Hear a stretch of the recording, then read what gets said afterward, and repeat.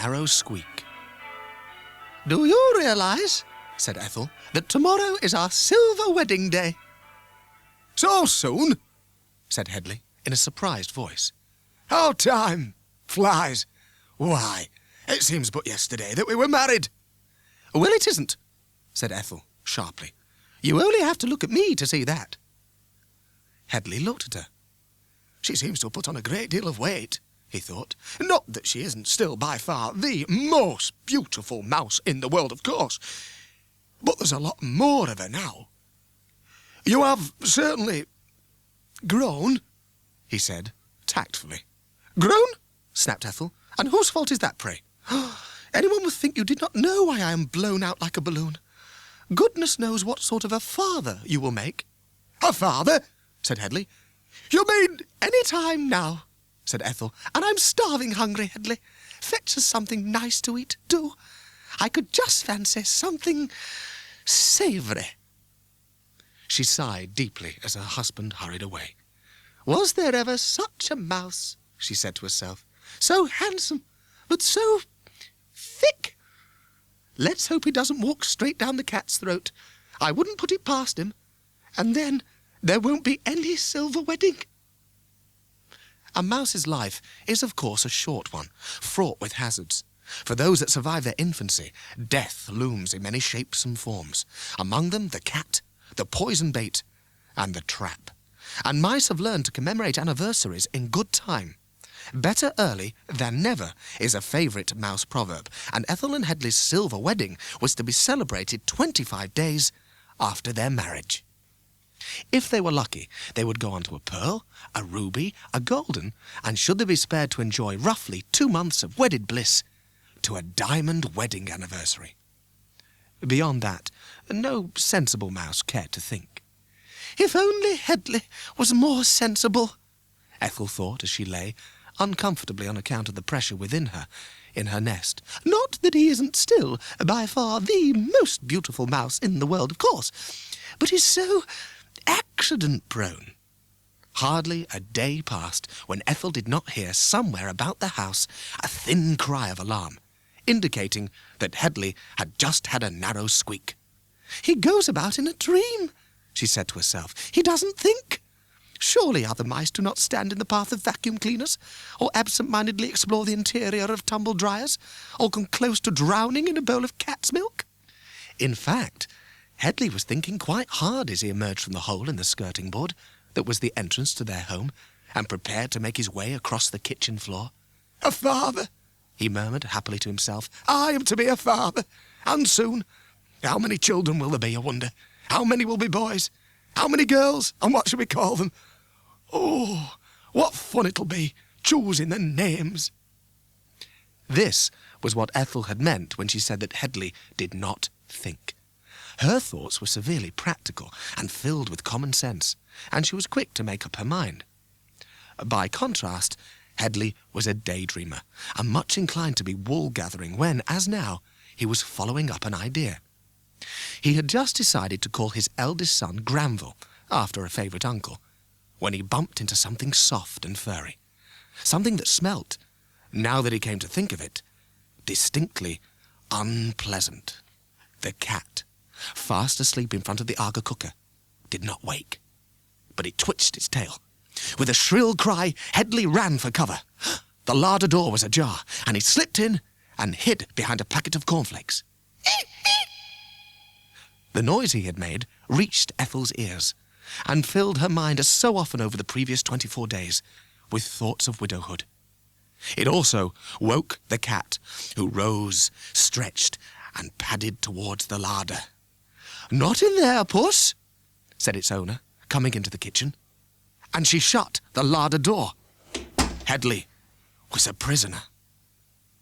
For some time he crouched motionless. As happened after such frights, his mind was a blank. But gradually his thoughts returned to those unborn children. The eldest girl. Now, what was she to be called? After a while, Headley decided upon Dulcibel, his grandmother's name. But then, suppose Ethel did not agree? Thinking of Ethel reminded him of her last words. "Fetch us something nice to eat, do," she had said. "I could just fancy something savoury." Headley raised his snout and sniffed. This little room, in which he had never been before, certainly smelled of all kinds of food, and this reminded him that he himself was a bit peckish. He began to explore the larder, climbing up onto its shelves and running about to see what he could find. "I will have a snack," he said to himself, "to keep me going, and then I will find something really nice to take back to Ethel." Much of the food in the larder was in cans or packets, but Headley found a slab of fruitcake and some butter in a dish, and a plate of cold chips. At last, feeling full, he hid behind a row of tins and settled down for a nap. Meanwhile, back at the nest, Ethel was growing increasingly uneasy. "He must have had his chips," she thought, "and our children will be born fatherless." She was hungry. She was uncomfortable, and she was more and more worried that Headley had not returned. "Oh, Headley, how I shall miss you," she breathed. "So handsome, but so thick."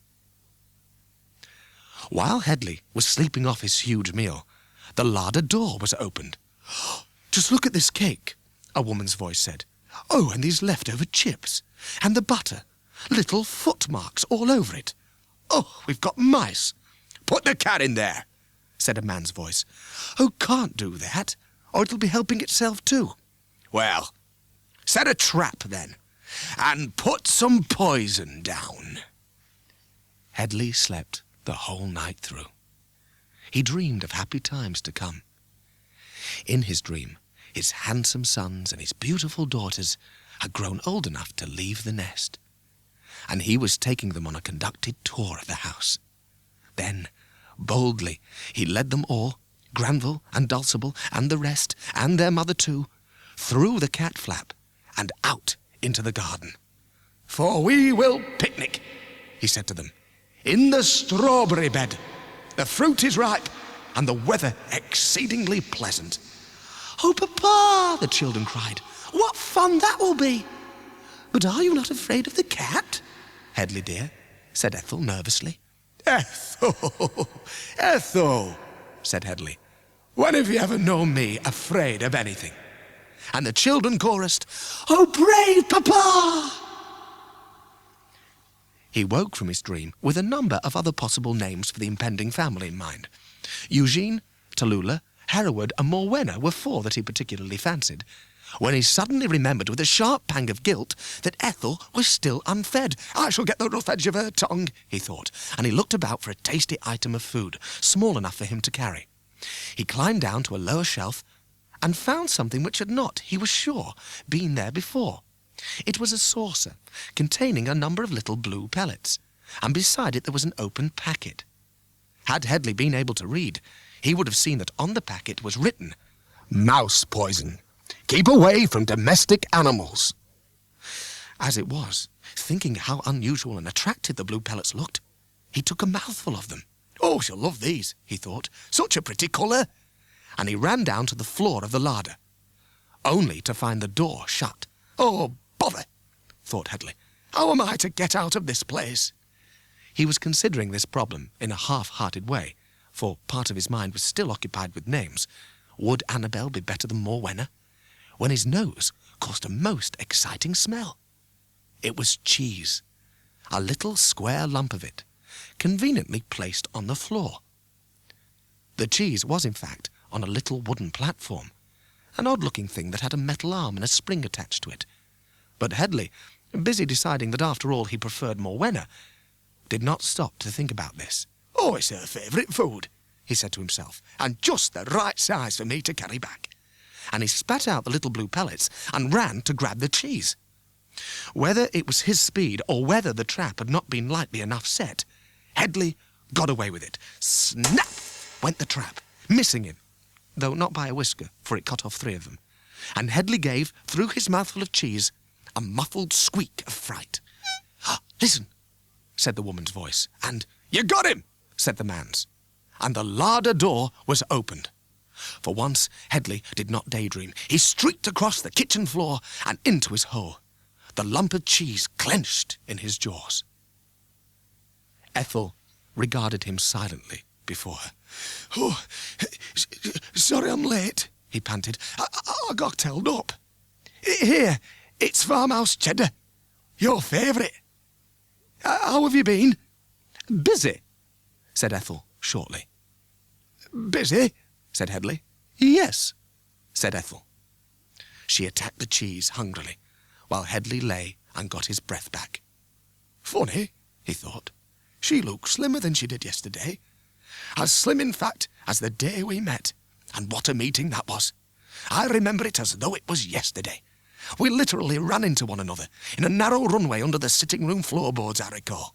Bumped noses, in fact, for I remember how deliciously damp and cold Ethel's nose was. "Oh, frightfully sorry," I said, and she replied, "Why don't you look where you're going?" Yes, those were her very first words to me. "I don't know," I replied, for that was all I could think of to say. So taken aback was I.